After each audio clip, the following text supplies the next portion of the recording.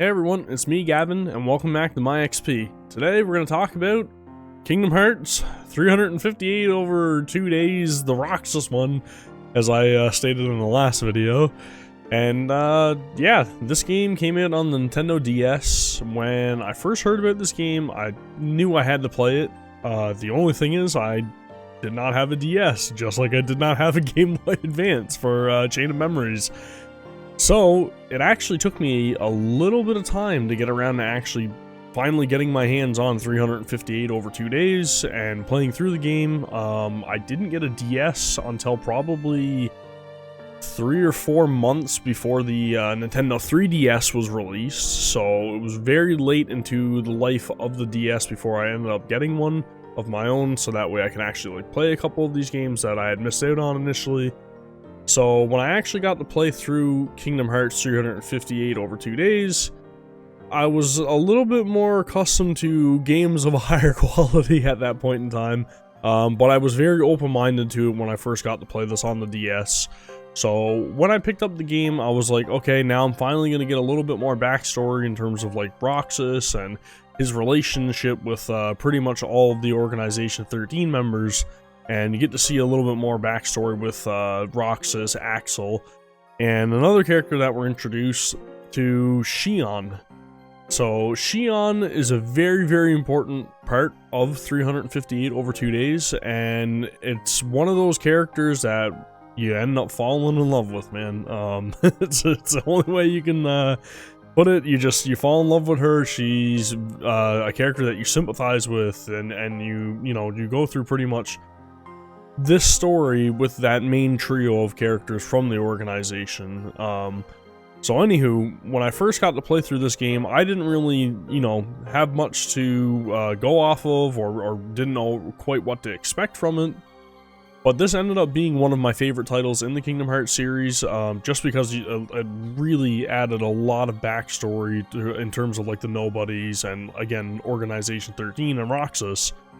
And it really made Roxas one of those characters that, for me, was a fan favorite. And it's obviously a fan favorite. It goes to show because a lot of people love Roxas and Xion and Axel.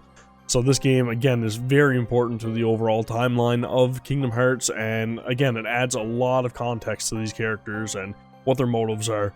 So really, really cool to actually see all that play out. I gotta say, not really many games do this to me, but Kingdom Hearts 358 over 2 days is one of those games that I actually shed a couple tears for at a certain point. Not gonna spoil anything, but again, very, very rare occurrence to happen for me with video games, but this was one of the few that actually did end up, getting me choked up a little bit.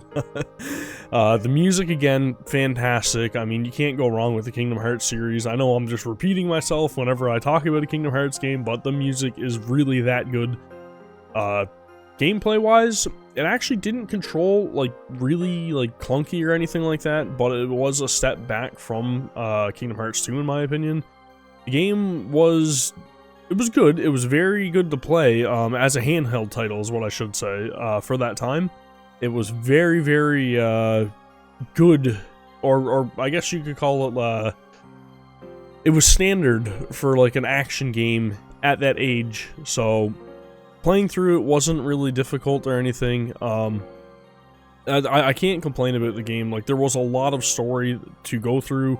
You actually, go through the 358 days, which was actually 2 days that Sora's in recovery or something. I believe it's something like that. Don't quote me on it. I can't quite remember. It's been a while since I played through it. But I found it very, very strange with the recent remasters and re-releases of the Kingdom Hearts games that you only end up getting cutscene portions of 358 over 2 days. You can't actually play through the game, which is, to me, is kind of odd. I'm not sure if the developers just lost the files that they needed to remaster it, or if there were some kind of complications there or whatever. But if you only have current generation consoles, the only way that you're actually going to be able to experience this game and the story is by going through a bunch of cutscenes and reading a whole bunch of dialogue and everything that was kind of carried over from the DS games. And I know I'm saying DS games because also another part of this review would be Kingdom Hearts Recoded, which was another game that came out on DS and I didn't actually get to play a whole lot of. But when I did get to experience the game, it was interesting. They did a lot of different things with the battle mechanics and everything in Recoded. Like, they had one portion of the game that was like a turn-based RPG, which is like, what? But it was cool. They did a lot of like different things with Recoded, and you know, for me, again, it wasn't a game that I dedicated a drastic amount of time to, but I did end up playing through enough of Recoded to understand what was going on with the whole, you know, Jiminy's journal, losing all the entries, and having to go back and restore the data versions of the towns and everything, and then it's a little bit complicated, but again, what isn't in Kingdom Hearts? Still, fantastic game, fantastic music, little bits of the stories. I if anything, I'd say that Recoded is probably the one game that's not overly integral to the overall story of Kingdom Hearts.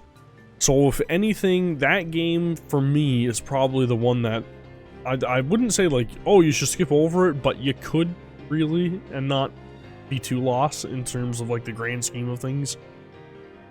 Anywho, Recoded, again, DS game, and I believe that one was on the bigger version of the DS XL, maybe? I don't quote me on the name of that again.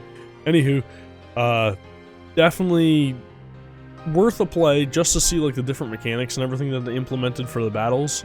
And yeah, again, one of those games that you're only going to be able to experience on a current generation console in the HD remasters by going through the cutscenes and dialogue and all that good stuff. Unfortunate that they haven't been ported over, or probably won't be ported over, but it is what it is. They're available for your viewing pleasure. The Kingdom Hearts all-in-one version of the game, or the story so far, and what was the other one? Kingdom Hearts 1.2 plus 2.5 HD remaster, and the other one was 2.8 something final chapter prologue. I don't know. It's crazy titles. Anywho, the HD remasters for the current generation console will contain the Roxas one and Recoded in terms of like cutscenes and movie mode, I guess, if you want to go that route. But my experience with the games, absolutely loved 358 over 2 days. I would highly recommend playing through that game. Recoded, again, I think you can skip over it, but it is worth a look just to see, like, you know, a couple of the things that they implemented in the game. Yeah, that's pretty much my review for the two DS games. And if you guys like this video, don't forget to give it a like. Please subscribe to the channel if you want more Kingdom Hearts or RPG related content. Next video, I am not sure if I'm going to be doing Birth by Sleep or yeah, I'll probably do Birth by Sleep. Yeah, I'd say the next one's going to be Birth by Sleep, so I'll cover that one in the next video, so you guys will be able to see, you know, notifications for that. You hit the bell icon or whatever YouTube has at the point in time, I don't know. Anywho, don't forget to like, subscribe, leave a comment in the comments below, let me know about your own experiences with the two DS titles, let me know if you think that I should go back and play more of Recoded and, you know, get a little bit better understanding of what happens in that game. However, I did play a lot of it, so just a heads up. Anywho, thank you guys very much for watching. I'll see you for the next one. Take care. Have a great day. See you later.